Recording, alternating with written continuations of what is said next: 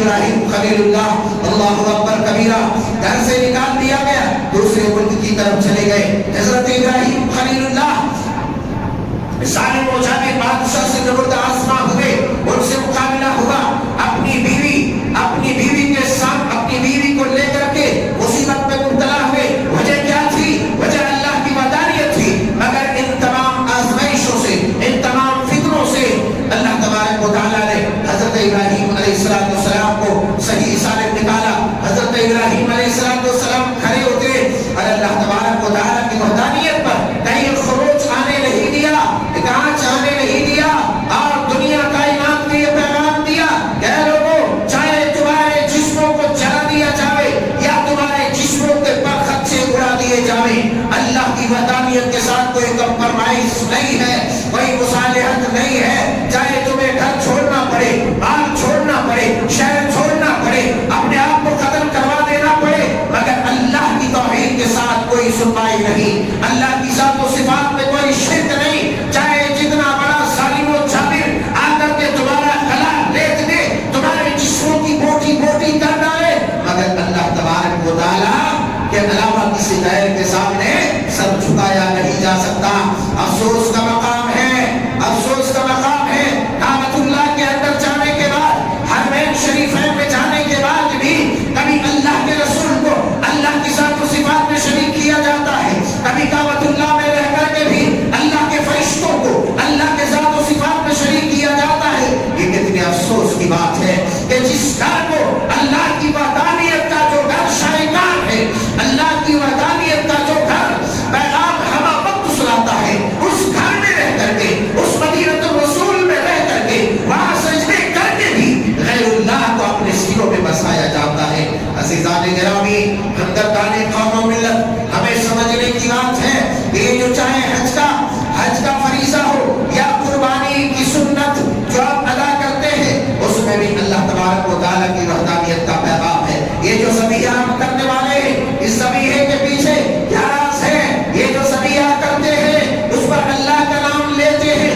اللہ کے نام سے سوا کرتے ہیں، وہاں بھی یہ پیغام ہے کہ لوگوں سنو، دنیا کائنات میں قربانیاں بڑی ہوتی ہیں، وَلِكُلِّ أُمَّةٍ جَعَلْنَا، ہر منسکہ، ہر امت کے لیے قربانی مشروع کیا گیا، مگر ہر امت کی قربانی میں کچھ نہ کچھ فرق ہے، ہر امت کے قربانیوں میں کچھ نہ کچھ کہیں نہ کہیں کچھ گڑبڑیاں پائی جاتی ہے، ہر امت کا الگ الگ طریقہ ہے، لوگ کچھ الگ الگ نام ہیں، الگ الگ ناموں کے ساتھ قربانیوں کو یاد کرتے ہیں، الگ الگ ناموں کے ساتھ قربانیاں کرتے ہیں، الگ الگ انداز میں کرتے ہیں، یہاں تک کہ قربانی حضرت آدم علیہ السلام کے زمانے سے چلتے آ رہا۔ اس لیے اللہ تبارک و تعالیٰ نے فرمایا وَاتْلُ عَلَيْهِمْ نَبَأَ عَبْدٍ، حضرت ابراہیم کی زندگی سے، حضرت رسول اللہ کی زندگی سے، صحابہ کرام علیہ الرضوان کی زندگی سے ہمیں یہ پیغام ملتا ہے، ہمیں یہ پیغام ملتا ہے کہ چاہے کچھ بھی ہو جائے، لوگ الگ الگ انداز میں، الگ الگ دیوی دیوتاؤں کے نام میں، کوئی مزاروں کے نام پہ،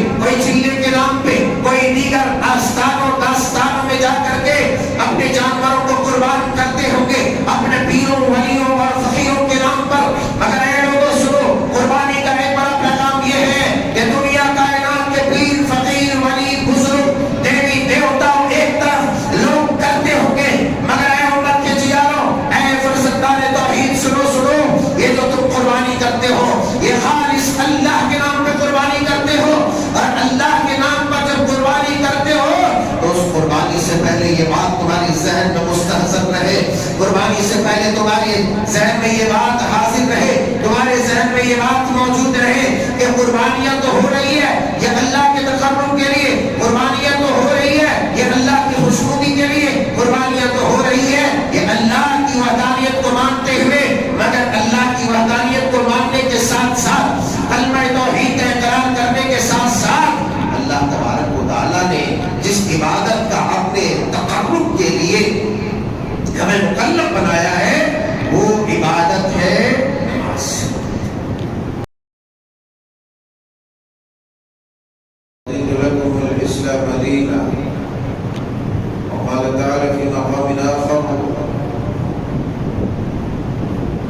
وَلِأَنَّ صَلَاتِي وَنُسُكِي وَمَحْيَايَ وَمَمَاتِي لِلَّهِ رَبِّ الْعَالَمِينَ لَا شَرِيكَ لَهُ وبذلك أمرت وأنا أول المسلمين. سبحانك لا علم لنا إلا ما علمتنا إنك أنت العليم الحكيم. رب اشرح لي صدري ويسر لي أمري واحلل عقدة من لساني يفقهوا قولي. رب زدني علما اللهم ارزقني فهما اللهم انفعنا بما علمتنا وعلمنا ما ينفعنا وزدنا علما. ربنا يسر ولا تعسر وتمم بالخير.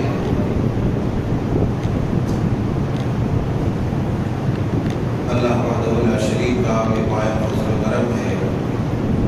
کہ اس نے اپنی مہربانی خاص سے ہم سب کو اعظم الایام میں داخل ہونا نصیب فرمایا ہے، جن دنوں میں اللہ تبارک و تعالی کو یاد کرنا، نیکی کرنا، امور خیر انجام دینا اللہ تبارک و تعالیٰ کو دیگر ایام کے بالمقابل سب سے زیادہ پسندیدہ اور محبوب ہے۔ جن ایام کی تعریف رب تعالیٰ جل شانہ نے خوب اپنے کلام پاک میں وَلَيَالٍ عَشْرٍ کہہ کر کے ان ایام کی عظمت کو اجاگر کر دیا، جن ایام کی عظمتوں کو اجاگر کرتے ہوئے نبی آخر الزمان جناب محمد رسول اللہ صلی اللہ علیہ وسلم نے ارشاد فرمایا تھا مَا مِنْ أَيَّامٍ الْعَمَلُ الصَّالِحُ فِيهَا أَحَبُّ إِلَى اللَّهِ تَعَالَى مِنْ هَذِهِ الْأَيَّامِ۔ ان عظمت والے دنوں میں اللہ تبارک و تعالیٰ کو دیگر دنوں کے بالمقابل بنسبت کیے جانے والے اعمال سب سے زیادہ پسندیدہ اور محبوب ہیں، اور اللہ تعالیٰ نے اپنے ان پسندیدہ اور محبوب ایام میں ہم سب کو داخل فرمایا۔ انہی عظمت و بابرکت والے ایام میں سے ایک دن یوم عرفہ ہے۔ یوم عرفہ کی فضیلت اپنی جگہ پر مسلم و محقق ہے، اور اس دن کا روزہ خود اس دن کی عظمت و برتری اور فضیلت کو اجاگر کرتا ہے، جس میں نبی آخر الزمان جناب محمد رسول اللہ صلی اللہ علیہ وسلم نے اپنی امت کو پیغام دیتے ہوئے ارشاد فرمایا تھا کہ عرفہ کے دن کا جو روزہ رکھتا ہے وہ یکفر السنۃ الماضیہ والباقیہ، اس کے ایک سال کے تمام پہلے کے صغیرہ گناہ معاف کر دیے جاتے ہیں، اور ایک سال بعد کے تمام صغیرہ گناہ معاف کر دیے جاتے ہیں۔ روزی مرہ میں بہت سارے اعمال جانے انجانے میں ایسے ہم کر گزرتے ہیں جن کے صغائر و کبائر ہونے کا ہمیں علم ہی نہیں ہوتا، بلکہ بعض دفعہ نہیں، اکثر دفعہ امت مسلمہ کا بیشتر طبقہ ان عظمت والے دنوں میں بھی شرک و کفر کی گندگی سے اپنے اعمال و اجسام کو، اپنے عقائد و نظریات کو آلودہ اور گندہ کیے ہوئے ہوتے ہیں، مختلف ناموں کے ساتھ۔ مگر اللہ تبارک و تعالیٰ نے کہا، اپنے نبی کی زبانی اس بات کا اعلان کروا دیا کہ تمام کے تمام 2 سال کے صغیرہ گناہ اس ایک روزے کی برکت سے اللہ تبارک و تعالیٰ معاف فرما دے۔ عزیزان گرامی، مختلف خطبات میں، مختلف دروس میں ہم سنتے چلے آ رہے ہیں قربانی کی فضیلت، ان 10 دنوں کی فضیلت کیا ہے، ان پر بہت زیادہ کچھ روشنی ڈالنے کی میں سمجھتا ہوں ضرورت نہیں ہے۔ چند باتیں منفرد طریقے کی آپ کے سماعتوں کے حوالے کرنے کی کوشش کر رہا ہوں۔ ان میں سے پہلی بات تو یہ ہے کہ جن ایام سے ہم گزر رہے ہیں یہ حج کا مہینہ ہے۔ حج کے ارکان انہی ایام میں ادا کیے جاتے ہیں، یعنی حج انہی ایام میں چل کر کے مکمل ہوتا ہے۔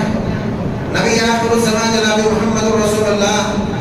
صلی اللہ علیہ وسلم نے سن 10 ہجری میں حج کے فریضے کو ادا کیا اور پورا کیا۔ اس حج کا نام حجۃ الوداع یعنی آخری حج پڑ گیا۔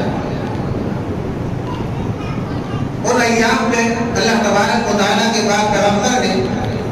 مختلف خطبات ارشاد فرمائے، جن خطبات کو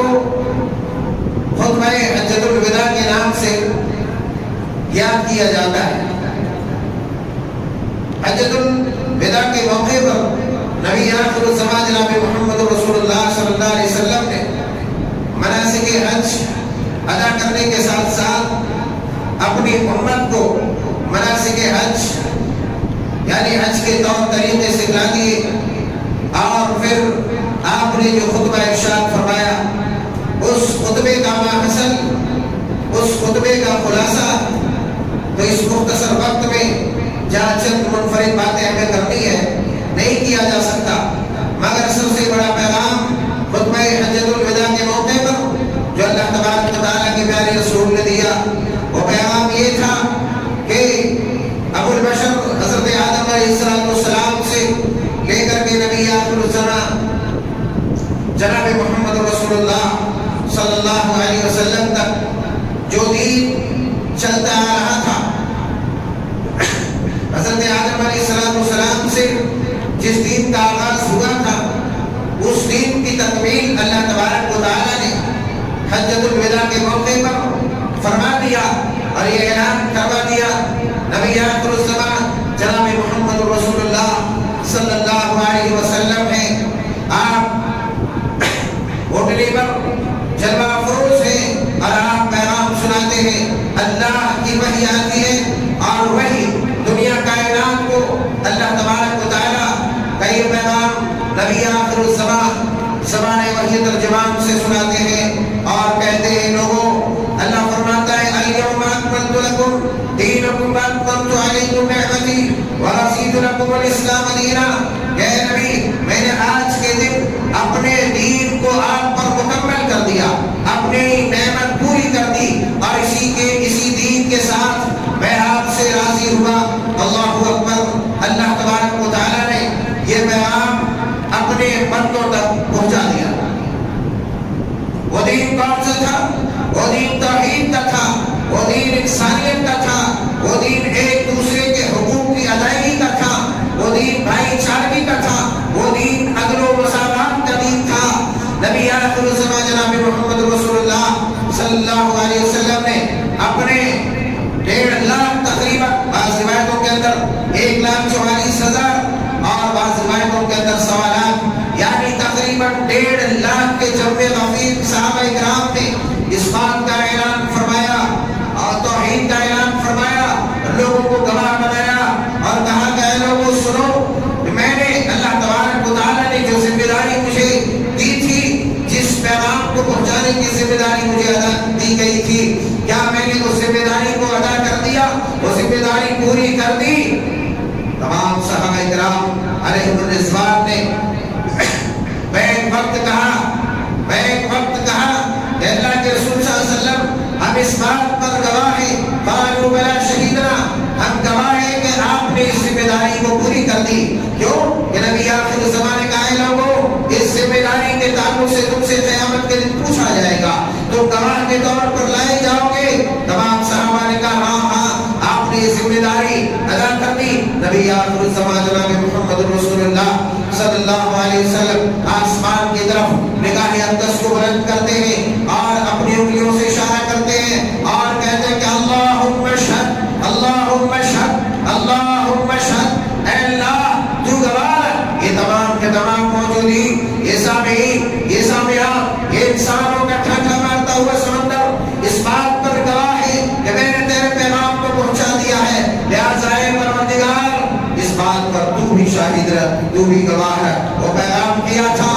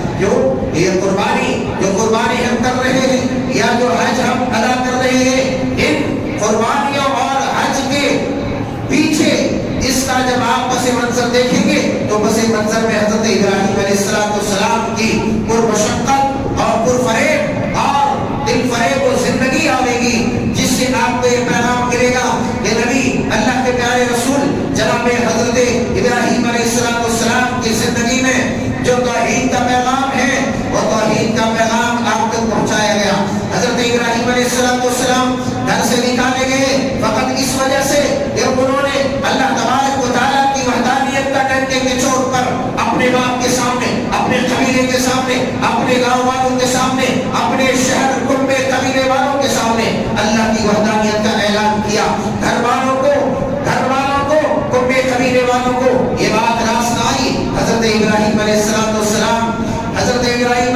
السلام کے باپ نے خود مل کر کے قوم کے ساتھ حضرت ابراہیم علیہ السلام کو آگ میں جھونکا. وجہ کیا تھی؟ آگ میں چلائے جانے کی وجہ یہ تھی کہ اللہ تبارک و تعالیٰ کی وحدانیت کو ماننے والے تھے, اللہ کی وحدانیت کا پرچار کرنے والے تھے, اللہ کی وحدانیت کا پیغام دنیا کے نام کرنے والے تھے. اسی لیے اس میں بھی کام نہیں چلا. حضرت رسول اللہ حضرت ابراہیم خلیل اللہ کو گھر سے نکال دیا گیا, ملک بدر کر دیا گیا. حضرت ابراہیم خلیل اللہ اللہ اکبر کبیرہ گھر سے نکال دیا گیا, دوسرے ملک کی طرف چلے گئے. حضرت ابراہیم خلیل اللہ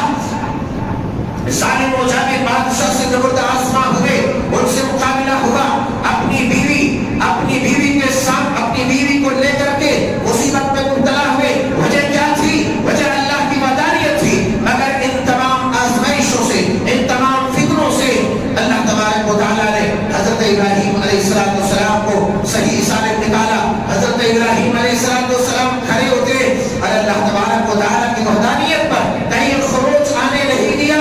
کانچ آنے نہیں دیا,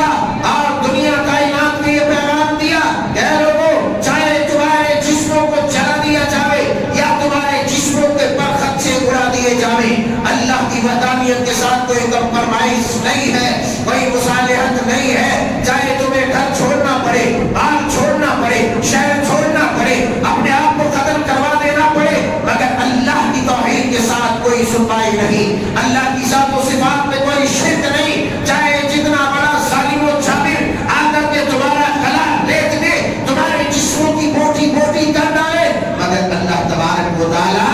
کے علاوہ کسی غیر کے سامنے سر جھکایا نہیں جا سکتا.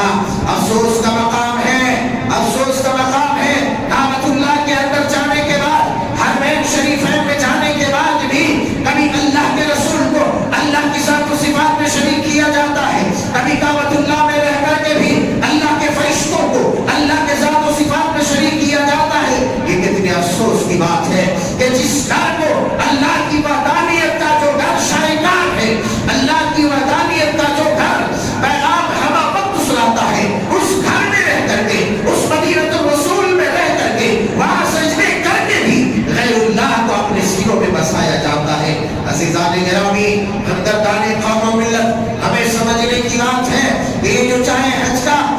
کا فریضہ ہو یا قربانی کی سنت جو آپ ادا کرتے ہیں, اس میں بھی اللہ تبارک و تعالیٰ کی وحدانیت کا پیغام ہے. یہ جو ذبیحہ ہم کرنے والے ہیں, اس ذبیحے کے پیچھے کیا راز ہے؟ یہ جو ذبیحہ کرتے ہیں اس پر اللہ کا نام لیتے ہیں, اللہ کے نام سے ذبح کرتے ہیں, وہاں بھی یہ پیغام ہے کہ لوگوں سنو, دنیا کائنات میں قربانیاں بڑی ہوتی ہیں, وَلِكُلِّ أُمَّةٍ جَعَلْنَا, ہر امت کے لیے قربانی مشروع کیا گیا, مگر ہر امت کی قربانی میں کچھ نہ کچھ فرق ہے. ہر امت کے قربانیوں میں کچھ نہ کچھ, کہیں نہ کہیں کچھ گڑبڑیاں پائی جاتی ہے. ہر امت کا الگ الگ طریقہ ہے, لوگ کچھ الگ الگ نام ہیں, الگ الگ ناموں کے ساتھ قربانیوں کو یاد کرتے ہیں, الگ الگ ناموں کے ساتھ قربانیاں کرتے ہیں, الگ الگ انداز میں کرتے ہیں. یہاں تک کہ قربانی حضرت آدم علیہ السلام کے زمانے سے چلتے آ رہا. اس لیے اللہ تبارک و تعالیٰ نے فرمایا وَاتْلُ عَلَيْهِمْ نَبَأَ ابْنَيْ آدَمَ بِالْحَقِّ, اے پیغمبر, لوگوں کو آدم کے دو بیٹوں کی قربانیوں کا قصہ سنا دو. معلوم یہ ہوا ہر زمانے میں, ہر امت میں, ہر قوم میں قربانیاں تھی, الگ الگ طریقہ تھا, الگ الگ انداز میں کرتے تھے, مگر جو قربانیاں یہاں مشروع ہوئی, جو قربانیاں نبی کریم صلی اللہ علیہ وسلم نے سنت ابیکم ابراہیم کہہ کر کے آپ کو یہ بشارت دی, اور حضرت ابراہیم علیہ السلام کی وہ عظیم المرتبہ شخصیت کی جو سنت تھی, اللہ نے اسے جاری وساری اس امت میں رکھا اور ہمارے اور آپ کے لیے وہ مشروع سنت قرار دیا, اور سنت ابیکم ابراہیم کہہ کر کے یہ پیغام دیا کہ یہی قربانی اب مشروع ہے. قیامت کی صبح تک لوگ کہیں کسی انداز میں بلی دیتے ہیں, لوگ کہیں کسی انداز میں کچھ اور چلاتے ہیں, مگر یہاں پیغام یہ دیا کہ جس طریقے سے اللہ تبارک و تعالیٰ کی ذات و صفات کو ایک مانتے ہوئے, اس کی وحدانیت کو ایک سمجھتے ہوئے, دنیا کو یہ پیغام دیتے ہوئے حضرت ابراہیم نے اپنے بیٹے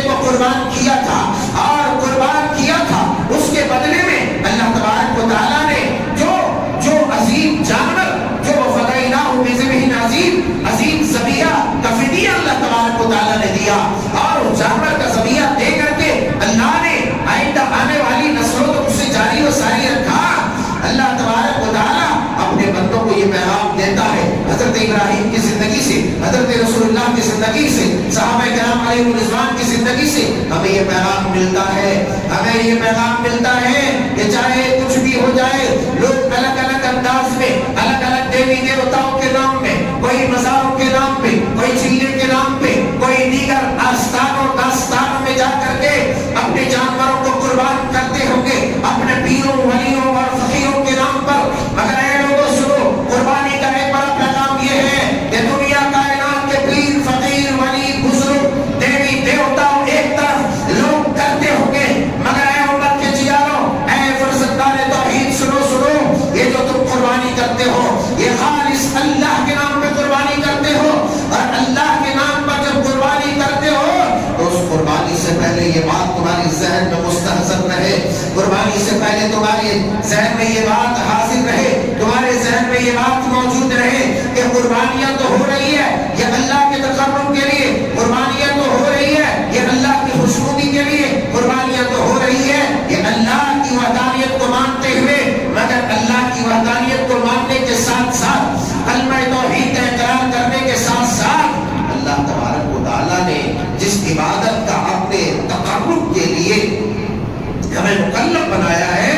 وہ عبادت ہے نماز۔ عبادت نماز ہے، اس لیے کہ اگر آپ نماز نہیں پڑھ رہے، نماز کا تارک ہے، تو آپ کی توحید میں کہیں نہ کہیں کھوٹ ہے۔ غرض یہ کہ دین سے ہم دور ہوتے چلے جا رہے ہیں، دین سے ہم بچھڑتے چلے جا رہے ہیں۔ اے اللہ کے نیک بندو، یہاں تک کہ اس قدر دین سے بچھڑتے چلے جا رہے ہیں کہ کب ہم اللہ کی شان میں گستاخیت کر رہے ہیں، کب اللہ کے رسول کی شان میں گستاخیت کر رہے ہیں، کب فرشتوں کے ملائکہ کی شان میں گستاخیت کر رہے ہیں، ہمیں یہ بھی نہیں پتا چلتا، یہ بھی نہیں پتا چلتا کہاں کہاں اللہ کی شان میں گستاخیت۔ یہ قربانی کی عبادت ہو، نماز کی عبادت ہو، حج کی عبادت ہو، روزے کی عبادت ہو یا دیگر تمام عبادتیں اللہ کی عظمت و شان کو درشاتی ہے، اللہ کی عظمت و شان کو یہ اجاگر کرتی ہے، اللہ کی عظمت و شان کو یہ باور کراتی ہے، یہ تمام کے تمام عبادتیں۔ بلکہ خرافات و بدعات چاہے نماز میں ہو، چاہے روزے میں ہو، دیگر سنتوں میں ہو، دیگر عبادتوں میں ہو، یہاں تک کہ قربانیوں میں مختلف طرح کی بدعتیں ہمارے یہاں رائج ہو چکی ہیں۔ قربانیوں میں قربانی کے جانوروں کے تعلق سے، قربانی کے ذبیحے کے تعلق سے الگ الگ طریقے کے خرافات، یہ دراصل خرافات و بدعات ایسی ہے کہ انسان کی عقلوں کے درمیان حائل ہو جاتی ہے، اور اللہ تبارک و تعالیٰ کی ذات و صفات میں گستاخیت کرنے کو روک آتی ہے، رسول اللہ اور ملائکہ کی شان میں گستاخیت کرنے کو روک آتی ہے۔ بلکہ یہاں تک کہ ان بدعات و خرافات میں پڑھنے کی وجہ سے بعض مولویاں بھی اللہ تبارک و تعالیٰ کے شان میں، رسول اللہ کی شان میں اور تمہارے جا کر کے جو ہے فرشتوں کی شان میں گستاخیت کرتے ہیں۔ دراصل یہ خرافات و بدعات کی وجہ سے ہمارے دلوں کے اندر جو پردے پڑ چکے ہیں، عقلیں ہماری معاف ہوتی چلی جا رہی ہیں۔ گستاخیوں کی بات آئی ہے تو ایک بات پر سبیل تذکرہ، کیونکہ بات مجھے بہت کھل رہی تھی۔ ابھی جب ہندوستان پاکستان میں اختلاف ہوا، لڑائی ہوئی تھی، یہ جو بات مجھے کھل رہی تھی میرے تو ایک مولوی کوئی ہے بڑا ڈین ڈاؤن بولتا ہے، دراصل یہ خرافات و بدعات یا جھوٹی نام و نمود کے لیے، جھوٹے نام و نمود کے لیے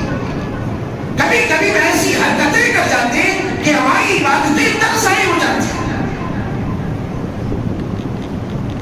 یہاں تک کہ مولوی نے یہ کہہ دیا سید الملائکہ کی شان میں گستاخی کرتے ہیں، بلکہ سید الملائکہ حضرت جبریل امین کی شان میں گستاخی کرنا اللہ کی شان میں گستاخی کرنا ہے، رسول اللہ کی شان میں گستاخی کرنا ہے۔ اس بیچارے غریب الایمان نے کہہ دیا کہ اگر جبریل امین بھی پاکستان ہو کر کے آئے گا تو ہم ہندوستان میں داخل ہونے نہیں دیں گے۔ الیاذ باللہ، الیاذ باللہ۔ یہ قوم کہاں جا رہی ہے؟ نام و نمود، جھوٹے نام و نمود کے خاطر، جھوٹے وفاداری کے ثبوت کے خاطر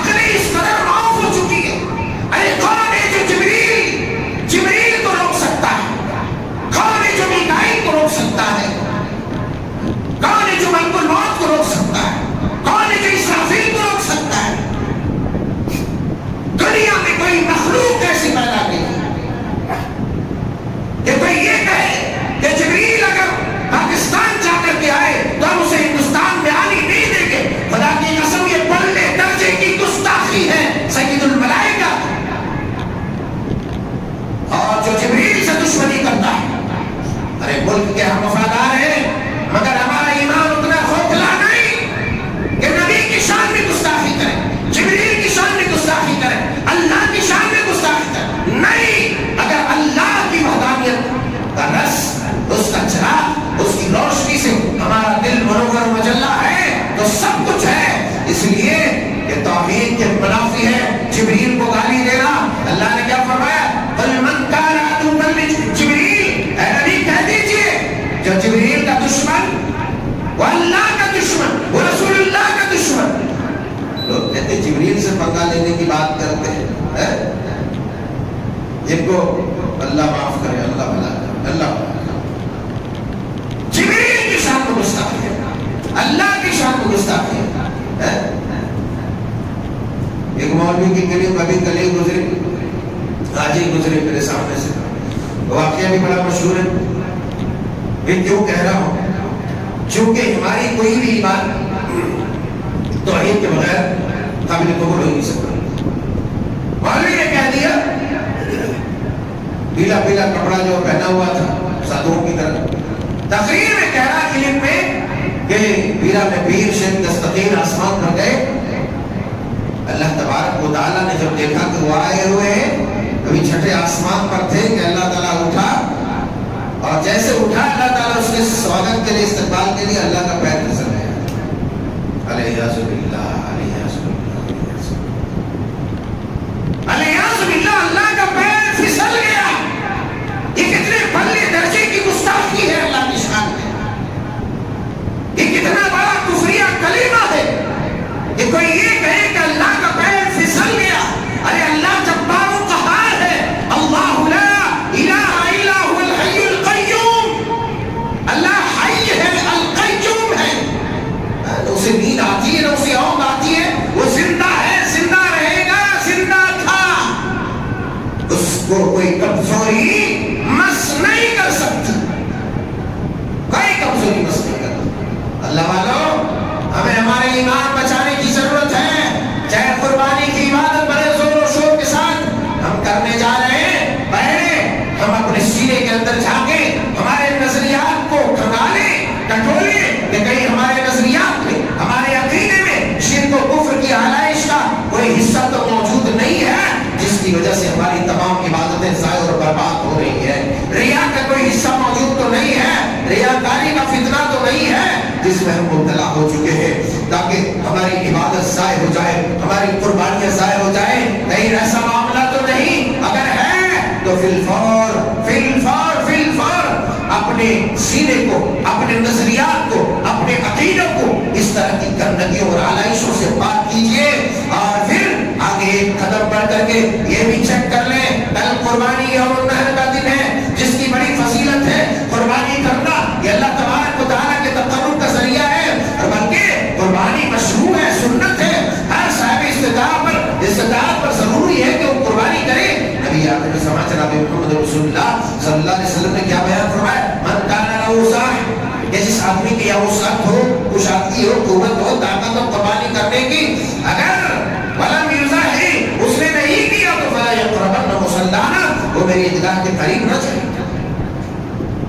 قربانی کرنے جا رہے ہیں، قربانی کریے، مشروع ہے، مگر اس سے پہلے سب سے بڑی عبادت جو اللہ کے تقرب کا جو سب سے بڑا ذریعہ ہے وہ عبادت نماز ہے۔ پہلے آپ نماز اپنی زندگی میں توحید کے بعد بحال کیجئے، اور جب ہمارے یہاں نماز بحال ہو گئی اب ہم قربانی کرنے جا رہے ہیں۔ قربانی سے پہلے ہم اپنے دلوں میں پڑے گندگیوں کی گٹھریوں کو نکال کر کے باہر کر دیں، آپس میں ایک دوسرے کے تئیں جو بغض و انقباض ہے، جو عناد ہے، جو کینہ کپٹ ہے، جو حسد کی آگ یا حسد کینہ کپٹ کی گٹھری جو بندھی ہوئی ہے، پہلے اسے نکال کر کے پھینک دیں، اور اللہ تبارک و تعالیٰ کی رضا کے خاطر اپنے بھائیوں سے، اللہ کی رضا کے خاطر اپنے رشتہ داروں سے مل جائیں، تاکہ آپ جو قربانی کرنے جا رہے ہیں اس قربانی کا پورا ثواب، اس قربانی کا پورا اجر آپ کو مل سکے، اللہ تبارک و تعالیٰ آپ کو عطا کرے۔ بصورت دیگر ہم اور آپ قربانی کی حقیقی روح سے محروم ہو جائیں گے۔ قربانی کی روح کیا ہے؟ قربانی کی روحانیت یہ ہے کہ ہم اللہ تبارک و تعالیٰ کا تقرب حاصل کر لیں۔ اللہ کا تقرب اس وقت تک حاصل نہیں کر سکتے جب تک کہ ہم توحید کے متوالے نہ بن جائیں، سنت کے متوالے نہ بن جائیں۔ اللہ کا تقرب اس وقت حاصل نہیں کر سکتے جب تک کہ ہم نمازی نہ بن جائیں۔ اللہ کا تقرب اس وقت تک حاصل نہیں کر سکتے جب تک کہ اپنا تزکیہ اور اپنی تطہیر نہ کر لے۔ اگر ہم نے کر لیا تو پھر اللہ تبارک و تعالیٰ کی خاطر یہ کی ہوئی تمام کے تمام قربانیاں بشمول جانور جو اللہ کی راہ میں آپ قربان کر رہے ہیں. کیوں؟